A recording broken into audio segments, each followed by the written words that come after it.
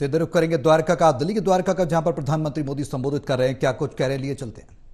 प्रार्थना है कि मैडम आप नीचे रख सकती हो, मैडम आप नीचे रख सकती हो उसको। मैं आपको कह रहा हूं,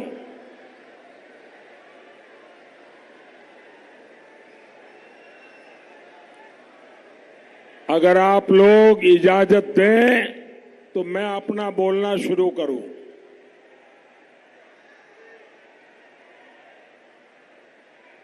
इजाजत है? मुझे लगता नहीं है।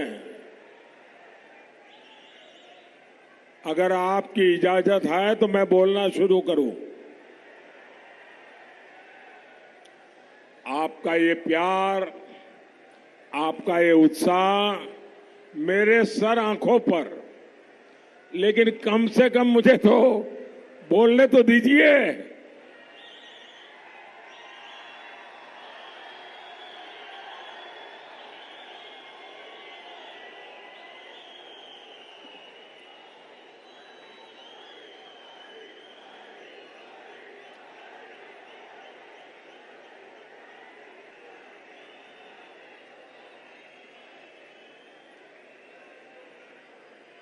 साथियों, देश ने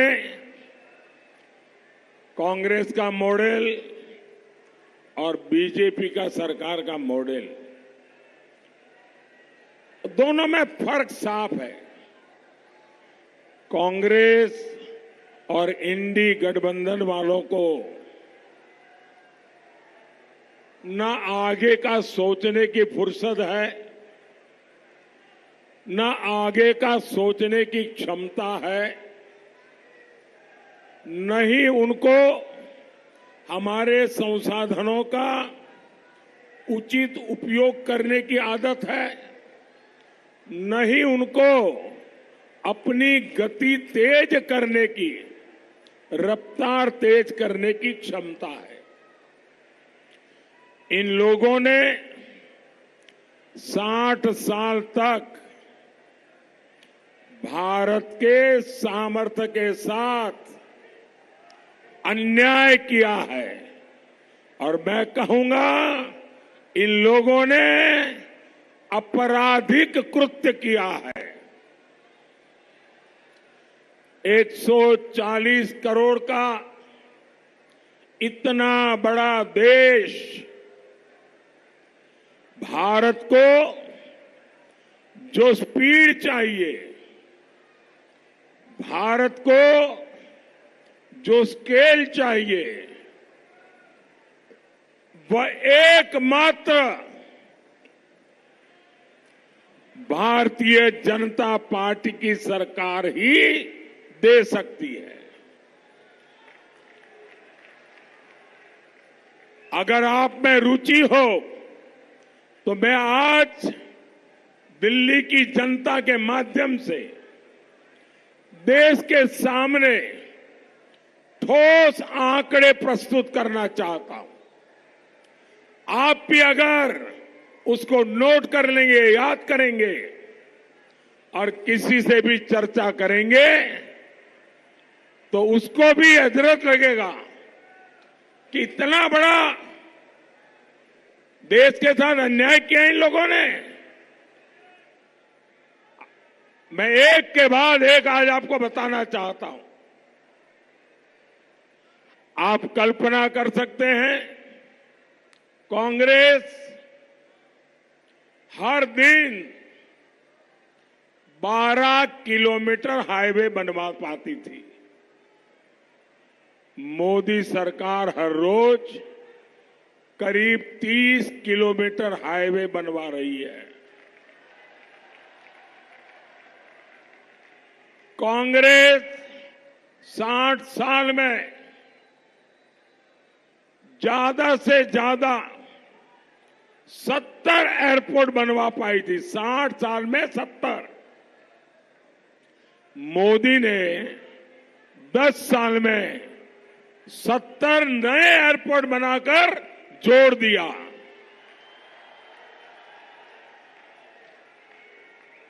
साठ साल में कांग्रेस 380 मेडिकल कॉलेज बनवा पाई। मोदी ने सिर्फ 10 साल में 325 से ज्यादा नए मेडिकल कॉलेज बनवा दिए। कांग्रेस के समय 7 एम्स से आज 22 से अधिक एम्स हैं। कांग्रेस के राज में 75% से ज्यादा लोगों के पास नल कलेक्शन नहीं था, यानी सिर्फ 25% घरों में नल से जल आता था। आज 75% लोगों के घर में नल से जल आ रहा है। कांग्रेस ने 60 साल में 14 करोड़ से भी कम गैस कनेक्शन दिए थे। मोदी ने अपने 10 साल में 18 करोड़ से ज्यादा नए गैस कनेक्शन दिए हैं।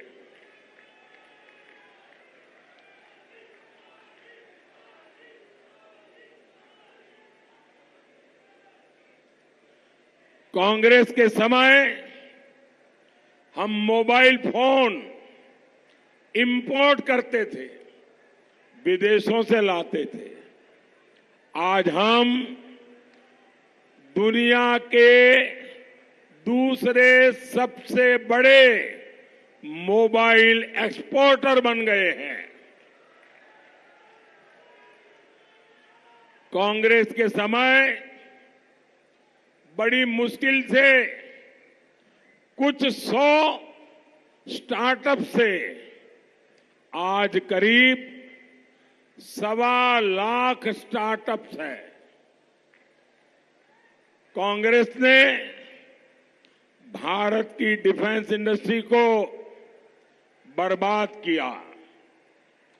आज हम 1 लाख करोड़ रुपए से ज्यादा का डिफेंस प्रोडक्शन कर रहे हैं। कांग्रेस ने बैंकों को बर्बाद किया। आज देश के बैंक 3 लाख करोड़ रुपया का प्रॉफिट कर रही है। कांग्रेस के राज में उनके एक प्रधानमंत्री ने कहा था कि दिल्ली से 100 पैसा भेजते हैं तो गांव में जाते जाते 15 पैसा पहुंचता है। 85 पैसा वो कौन सा पंजा था बीच में लूट लेता था। आज दिल्ली से 1 रुपया निकलता है तो पूरे का पूरा 1 रुपया 100 पैसे लाभार्थी के बैंक के खाते में जमा होते हैं। के सामर्थ्य को पूरे विश्व को दिखाने का मौका था, लेकिन कांग्रेस ने क्या किया? दिल्ली को इतना लूटा, एक बदनुमा दाग कॉमनवेल्थ खेलों पर लगा दिया। ये कांग्रेस का मॉडल था। और आपने देखा है इसी दिल्ली में G20 सम्मेलन हुआ। पूरे विश्व ने भारत की जय जयकार की। आप मुझे बताइए साथियों, ये सब कैसे हुआ? आप मुझे बताइए ये सब कैसे हुआ? ये सब कैसे हुआ? ये सब कैसे हुआ?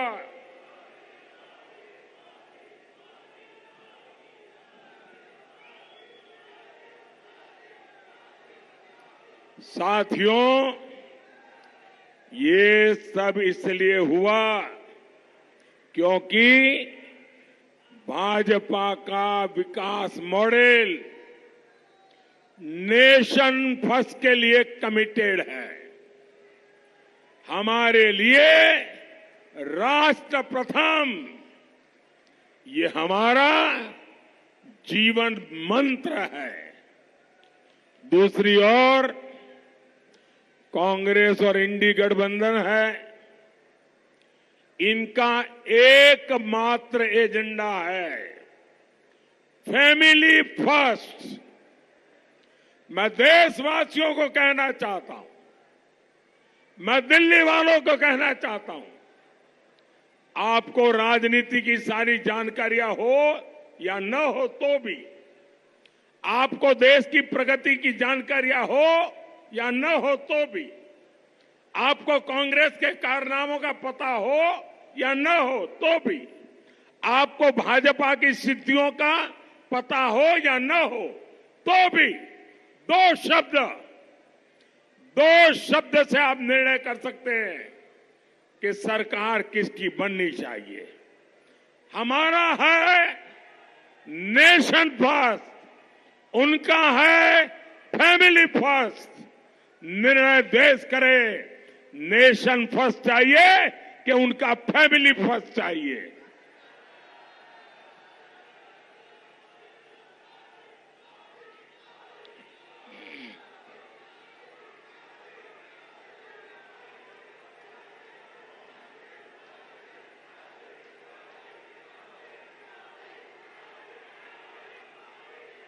ये इंडी गठबंधन आज देश में फैली हर बुराई का प्रतीक है। इंडी गठबंधन के जितने लोग हैं, इनमें तीन चीजें समान है। तीन चीजें इनकी रगों में है। एक है, ये इंडी गठबंधन के सारे लोग गौर सांप्रदायिक है। दूसरा, ये गौर जातिवादी है। तीसरा, ये गौर परिवारवादी है। इन तीनों में दिखाई देगा। भाई और बहनों, इनकी सांप्रदायिकता की साक्षात गवाह हमारी दिल्ली रही है। आज मैं, जो लोग, जरा ये मीडिया वाले भी कान खोल के सुन लो,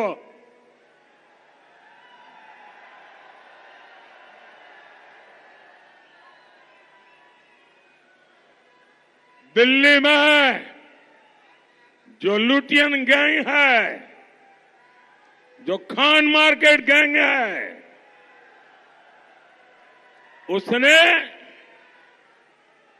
इन गौर सांप्रदायिक लोगों की रक्षा करने में अपनी जिंदगी खपा दी है। उनके पापों को देश की जनता से छुपाने का पाप किया है। और मैं इस चुनाव में एक लड़ाई लेकर के निकला हूं। जिन लोगों ने भारत के संविधान के साथ धोखा किया है, जिन्होंने भारत की बिन सांप्रदायिकता की भावना के साथ धोखा किया है, अब समय आ गया है ऐसे गौर सांप्रदायिक लोगों को देश पहचाने, मेरे मुसलमान भाई भी पहचाने। मैं बताना चाहता हूं,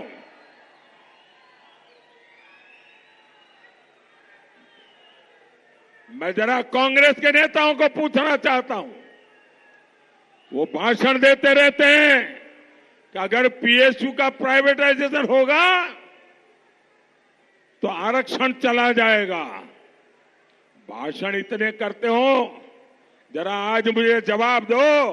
मैं दिल्ली की धरती से चुन चुन करके सवाल पूछना चाहता हूं।